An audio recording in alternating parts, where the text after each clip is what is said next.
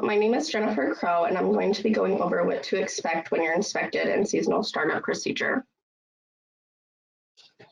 Again, my name is Jennifer, and I've worked for Arizona Department of Environmental Quality, ADEQ, Safe Drinking Water Value Stream as an inspector and compliance officer since 2019. Prior to working here, I worked as a consultant inspecting construction sites, SWIPs, and working alongside AmeriCorps conserving the environment. I earned my bachelor's degree in conservation ecology and biology from Arizona State University, and I became a certified operator in 2021. So why are we here today? With the increase of winter visitors,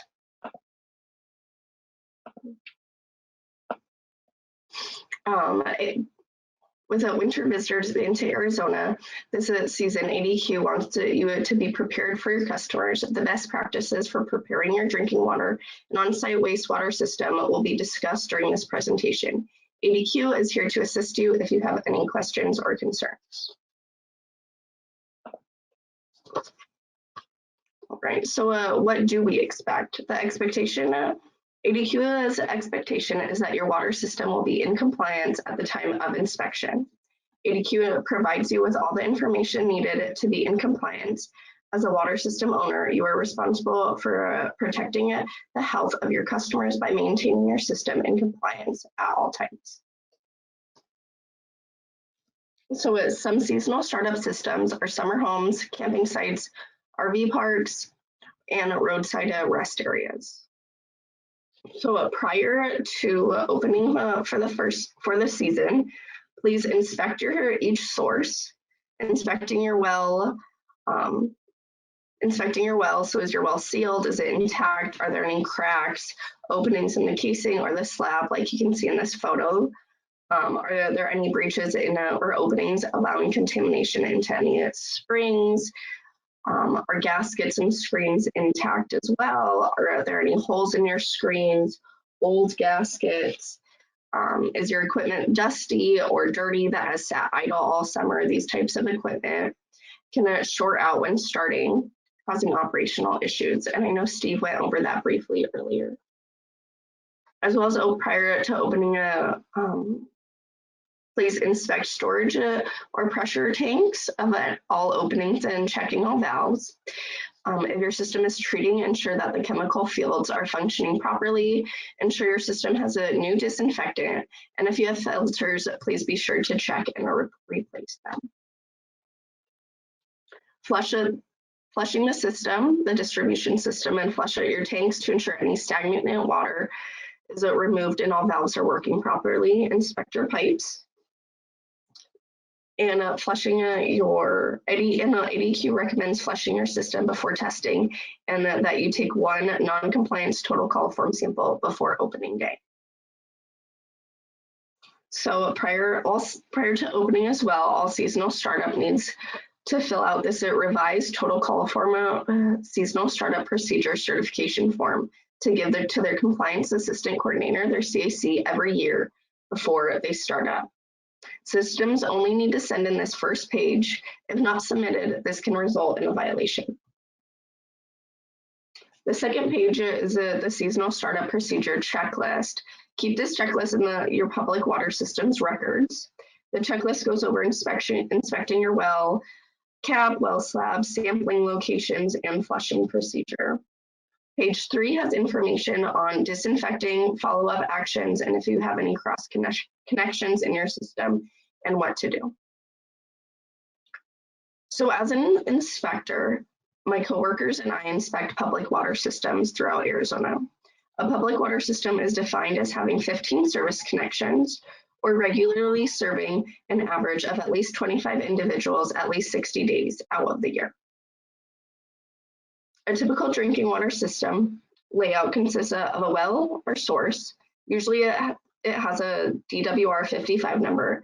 Then they can have a treatment in the process or a chlorinator. They can have storage tanks, and then the EPDS, which is the entry point to distribution, which is always after treatment, storage, pressure, and then goes into the distribution system, which can be many different things like community, residential, businesses, schools, restaurants, stores, campgrounds, rest stop, or standpipes. So ADEQ conducts sanitary surveys of public water systems based off of the classification of that system. For community, like city water systems, they're generally done every 3 years. For non-transient, non-community systems like schools, workplaces, they're generally done every 5 years. And for transient, non-community water systems like gas stations and restaurants, they're done every 5 years as well. So what is a sanitary survey? A sanitary survey is broken into 3 different categories. A file review, which is done by looking at the files and records associated with the public water system. These can lead to enforcement actions if a deficiency is noted.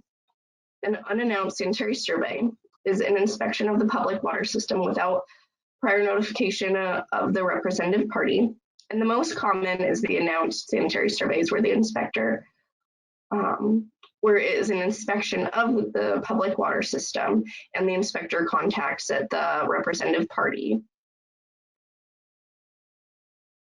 So as preparation for the sanitary survey, the inspector will do a paperwork review of the facility's history, contact the facility, summarize it in the compliance consultant email, and provide the facility with tools to be in compliance.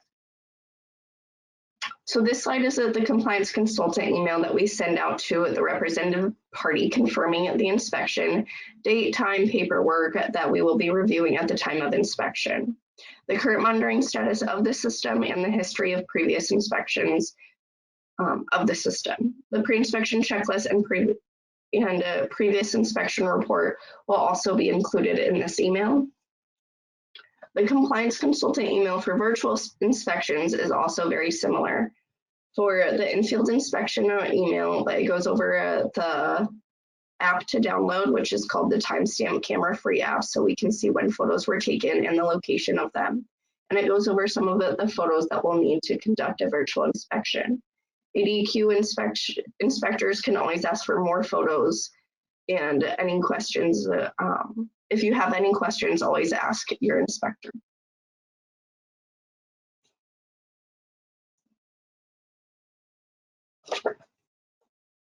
So we included the pre-inspection checklist for your water system to review to be in compliance at the time of inspection. We also included the grading sheet, the inspection report to review of what we will be looking at during the site visit, your system's old inspection report for you to review and make sure that any deficiencies have been corrected.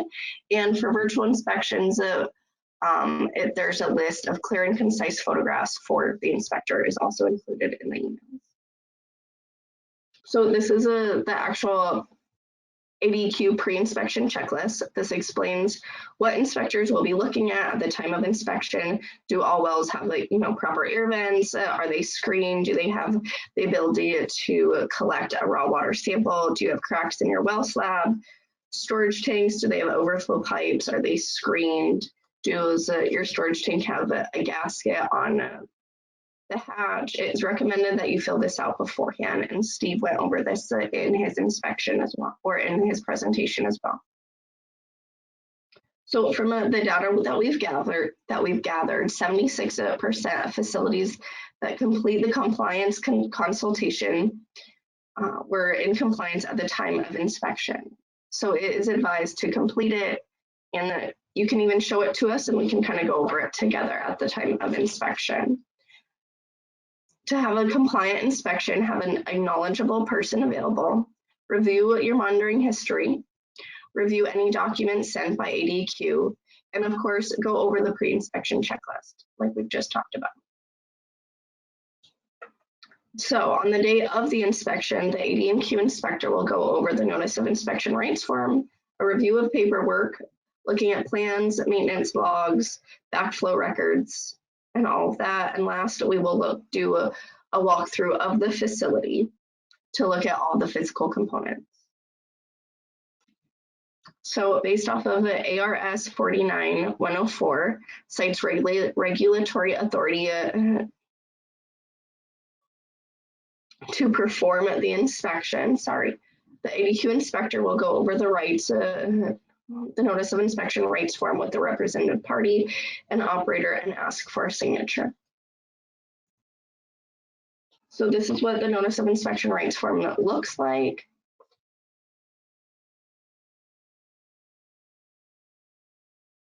And then the next slide goes over the regulatory documentations that we look at during an inspection. This includes the microbiological sampling plan, the MSSP, your lead and copper plan, your emergency operation plan, and your disinfection byproduct plan. Some of this may not be required for your water system. It all depends on that classification. So please check with your inspector on what paperwork is required. So important records to show the inspector are the general operation and maintenance records. These include routine component operation maintenance, such as pumping rates, well maintenance, treatment system maintenance, and so on. Then your monitoring records. These records are required to keep on site for an amount of time depending on the record, anywhere from 3 to 10 years, depending on what type of record it is. And finally, backflow prevention. Please make sure that any testable backflow prevention devices are being tested annually by a certified tester. Public water systems are required to keep testing records for at least 3 years. So the day of inspection. The inspection report goes over 8 elements of a sanitary survey, which is source, treatment, distribution system, finished water storage, pumps, pump facilities and controls, monitoring and reporting, data verification, water system management and operations, and operator compliance with state requirements. So the first page goes over the general information about the system, mailing address, admin, contact and operator, stuff like that, that will be verified at the time of inspection. On the first, one of the first things the report focuses on is the source. There are many things that inspectors look at when looking at the source, such as, is there a raw water sample tap? Is there a sanitary seal? Is there a well vent, etc., stuff like that. And you can see some photos next to this that kind of just go over things like that. Next is disinfection. When it comes to disinfection, one of the biggest things an inspector looks at is an NSF 60 approved label on the chlorine. This is really important to make sure that the chlorine being used for disinfection purposes is properly approved for drinking water. Next is treatment and storage. The inspector will look at the foundation of the storage tank. Is it properly fenced? Is the hatch on top of the storage tank locked, and does it have a proper gasket around it? The air vent and overflow pipes screened? Are they screened properly? Are some things that the inspector will look for with treatment. Since there are so many different types of treatment for a public water system, a lot of it can be a case-by-case basis depending on what type of treatment you have. If it is a arsenic treatment, if it is a POU, anything like that. So next is pressure tanks, cross connections, and backflow devices. ADEQ inspector looks for air relief valves, sight gauges, and a pressure gauge on the pressure tank. Inspectors ask if there are cross connections in the system, and if there are, if they are properly installed, and does the system have the annual testing records, and have they been passing? ADEQ also asks if all components of the system went through the proper permitting of an ATC and an AOC, which is the approval to construct and approval of construction. So a person shall not start to construct a new public water system, modifying an existing facility, including an extension to an existing public water system, or make an alteration that will affect the treatment capacity, water quality, flow, distribution, or operational performance of a public water system before receiving an approval to construct from the department. A public water system must also comply with the capacity development rules in the administrative code R184601. So below are just 2 photos of what the application looks like for an approval to construct and approval of construction. You can also find these on our website. When it comes to operators for drinking water systems, they have to be certified of the correct level in a grade based on the system. When ADEQ comes to inspect, we will go over the grade of the system and make sure the operator is certified for that system. We also make sure that the operator is going to the system monthly and performing the inspection. Make sure the system is in compliance. For remote operators, they also need to be within 200 road miles of the facility. And they are providing written on-site instructions for the on-site representative. So here's a monthly inspection form that is highly recommended to be filled out every time the operator performs their monthly visit. When an operator visits monthly, they should be performing an in-depth inspection of the facility to make sure everything is working properly, everything is installed properly, and that the system is good and is in compliance. The operator should not be there for only a few minutes just to take a sample. So this is our sampling overview, which goes over sampling required for your public water system. Again, a lot of this kind of depends on the classification of your system. If it is a community, it'll be all of this, or most of this, I should say, compared to if it is a transient or a non-community, non-transient. And you can see there's a system that there's a section that goes over compliance. Are you in compliance? Does it apply to you, or are you out of compliance at this time? So the system grading is done for all public water systems. They are graded from a 1 to 4 based upon a point system that is assigned a predetermined number of points per system characteristic. So like a pressure filter is 15 points, blending is 5 points, having liquid or solid hypochlorite is 2 points. The grade corresponds with the level of systems complexity. So a grade 1 is being the most simple, and a grade 4 is being the most complex. All public water systems are required to have an operator in charge who is certified at or above the grade of the facility. And then don't forget that grade 3 and 4 are required to have an on-site operator. So this is what a system grading sheet looks like, showing the treatment.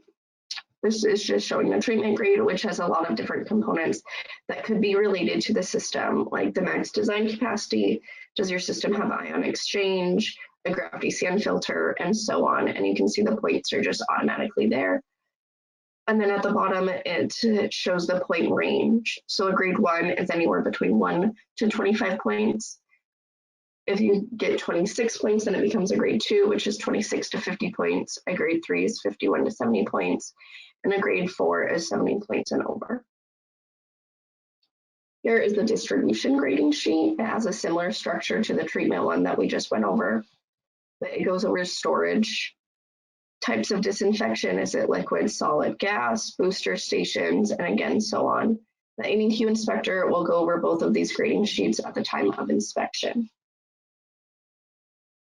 So were you in compliance during your inspection?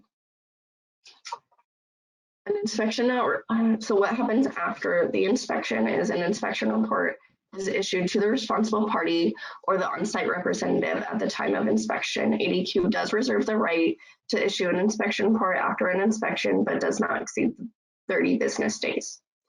The report will identify whether ADEQ will take it no further action or if potential deficiencies were identified, and further correspondence may be forthcoming. Here is the Notice of Opportunity to Correct form, which is an informal enforcement tool used by ADEQ to address minor deficiencies. These can be field issued by the inspector.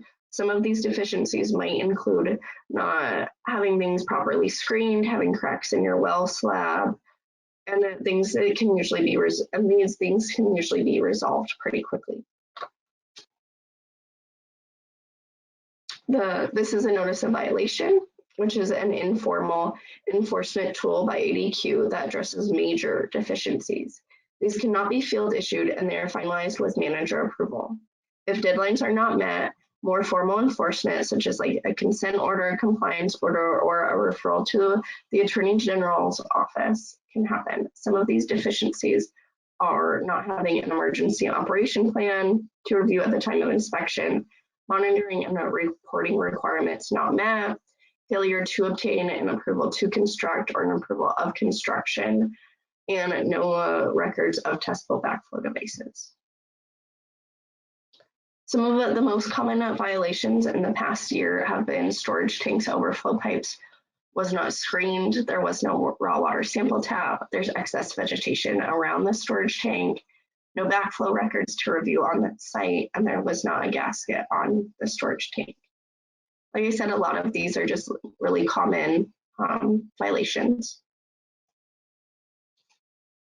One thing that you'll notice when it comes to these common traits found during a sanitary survey is that they fall under these different categories.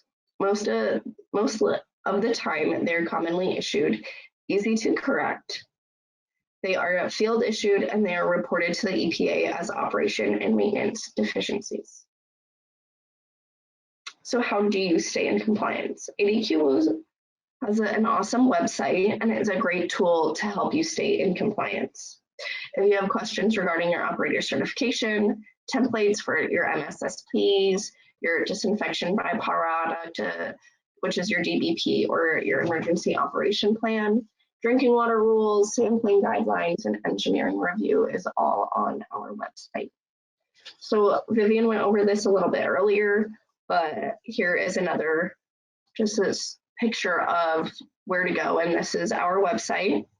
If you go down to programs, it shows air, water, waste, and then even other. And then if you go under air, there are more options such as operator certification, monitoring assistant, groundwater protection, and so on, safe drinking water, anything like that.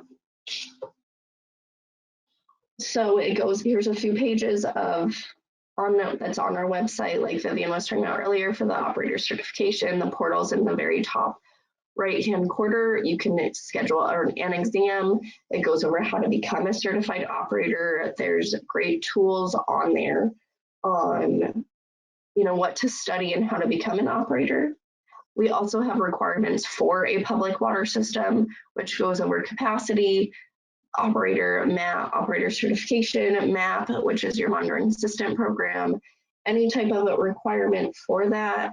It also goes over forms that you can download and additional resources like sampling guidelines for lead and copper, disinfection byproduct, and so on.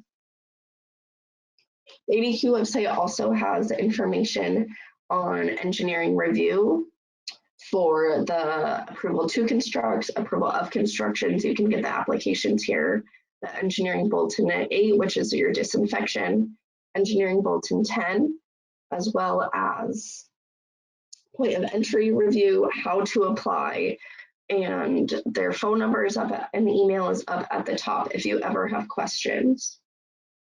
And then we also have the compliance assistant coordinators, and we have a whole site or a whole page just for them and how they can help, and templates for them who comply with your drinking water rules. This page goes over like your CCRs, which is your consumer confidence report, public notices, current drinking water rules, standards, and more.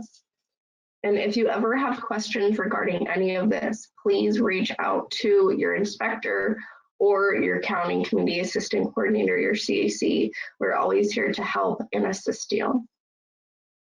So during COVID-19, we're still performing sanitary surveys. We want to make sure that public water systems are providing safe drinking water to the public at all times. So please work with us to ensure public safety. So if you have any questions, you can always contact me or Jason Botko.